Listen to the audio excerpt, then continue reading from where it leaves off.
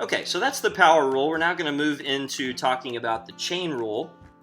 Okay, so this is basically just some information and some review for you of composite functions. So I'm going to let you read that on your own, and not really going to talk too much about that. Now, there are kind of two versions of the chain rule. There's the chain rule that helps you take the derivative of polynomial functions, okay, which is the one that's right here. And then there's the general chain rule that allows you to take the derivative of any composite function, whether it's a polynomial or trig or exponential or whatever the case may be. So that's the way that your calculus textbook writes it, and that's the way I'm going to want you to have it memorized.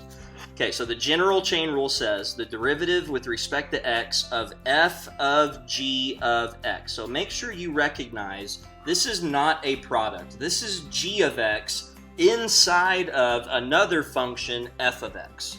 Okay, so not f times g. We'll talk about what to do when it's f times g a little bit later on in these notes, but right now we're talking about f of g of x. And when I take the derivative of that, I take the derivative first of all of the outside function, so that is f prime of g of x, and then the chain rule part is multiplying by the derivative of the inside, which is going to be represented by g prime of x. Now that's the part that everybody forgets about, so you've got to be very sure that you don't forget about multiplying by the derivative of the inside function. Okay, so example 3, it says find the derivative of the function. We've got this 4x cubed plus 3x minus 2 inside of a function to the 5th power. Okay, so that's how I know that it's a chain rule problem. So I'm going to first of all start off by taking the derivative of the outside function, which is the 5th. So I'm going to take the 5 and I'm going to move it in front.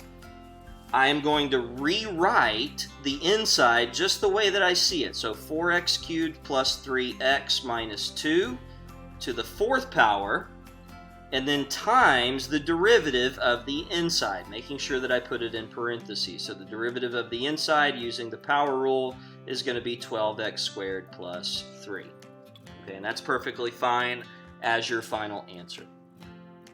Okay, example B, y is equal to x to the 4th plus 2 to the 2/3 power. Again, this is a chain rule problem because I have a function inside of another function. I have x to the 4th plus 2 inside of x to the 2/3, if you want to think about it like that.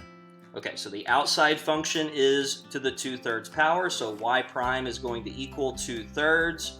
Rewrite the inside just the way that you see it, x to the 4th plus 2, multiplied by, raised to 2/3 minus 1, which is negative 1/3. Okay, and then I'm going to try to maybe zoom out here if I can so that I can write the derivative of the inside piece. Okay, so the derivative of the inside piece is going to say 4x cubed. Okay, so times 4x cubed. Okay, now if I wanted to clean that up and make it look like something that might resemble the final answer, what's going to be in the numerator? Well, in the numerator, I'm going to have this 4x cubed, and I'm also going to have this 2. So if I multiply those together, that's going to give me 8x cubed. And in the denominator, I'm going to have a 3, which comes from right here. So this 3 is going to go down here. And then this x to the 4th plus 2 term has a negative exponent on it. So if I move that to the denominator, it's going to say x to the 4th plus 2 to the positive 1/3. Okay, so this right here looks pretty good as my final answer. Okay, so I'm going to try to come back over here and go on to the next page of the notes. Okay, so before we go any further, it's best to just introduce the derivative rules of all the rest of the functions that you're going to need to know about. And so here they are. You just need to have them memorized. In my class and on the AP exam, there is no formula chart, and so I basically just expect you to have these memorized. Once we kind of develop them in class, we'll start having pop quizzes that kind of test your knowledge and your memorization skills of these rules. Okay, so you just need to make sure that you begin to memorize these rules. Okay, so I'm going to demonstrate a couple of them through example here. So our first example says sine cubed of 4x. What I need to recognize about this, is that this is a chain rule problem.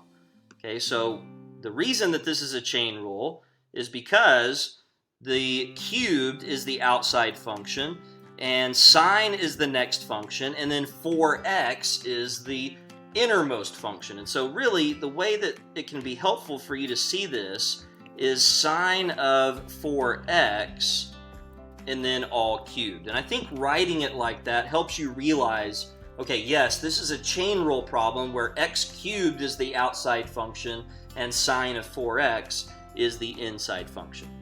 Okay, so f prime of x is going to equal, I'm going to bring the 3 into the front. I'm going to rewrite the inside exactly the way that I see it. So that's going to be sine of 4x, and then that's going to be raised to the second power. So I'm going to put the 2 right there. And sorry about these stray marks that keep popping up because of my wrist.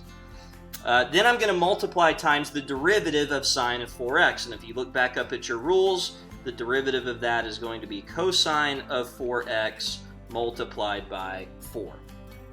Okay, really the only thing to do in order to make this look complete is to multiply the 3 times the 4. So 3 times 4 is 12. Sine squared of 4x multiplied by cosine of 4x. And there you have it. That is your final answer.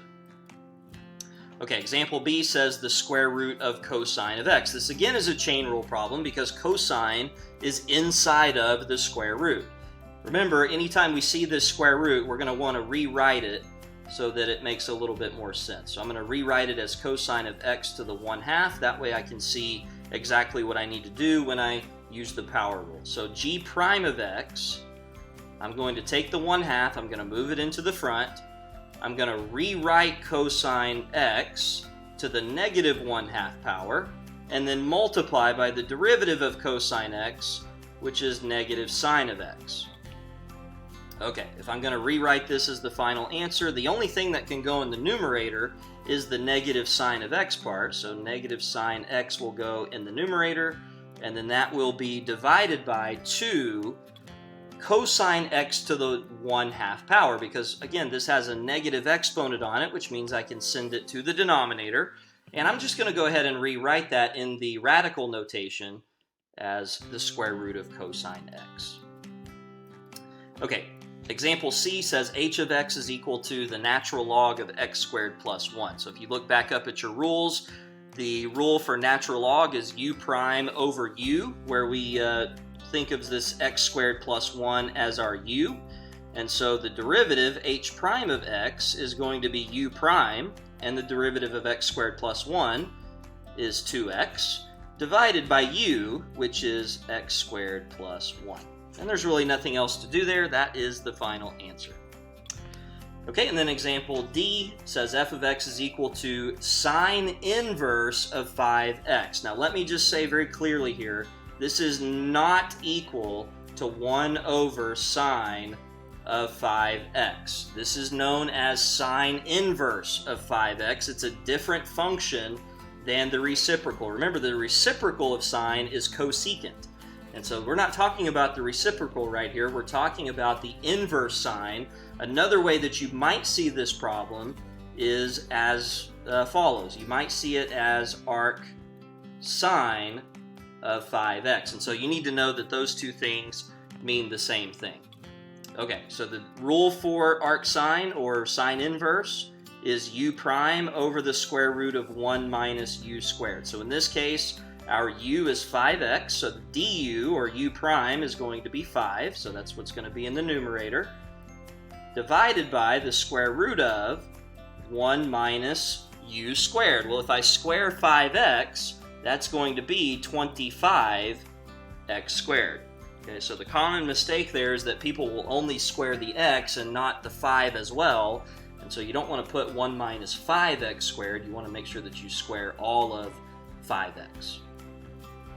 Okay, so let's move on to example E. Example E is more of what I would call a conceptual type question that you might see on the AP exam. So it says, let h be a differentiable function. We'll talk more about what that means in class. For right now, you just need to know that that means we're able to take the derivative of the function h. and let f be defined by f of x is equal to h of x squared minus 3. So you need to recognize this is a composite function. It is not a product. Whoops, not really sure what happened there with the highlighter. Tried to just highlight the function. There we go. Okay, so it's a composite function. It is not a product. It is not h times x squared minus 3. It is h of x squared minus 3. Okay, and so the question is asking, what is f prime of 2?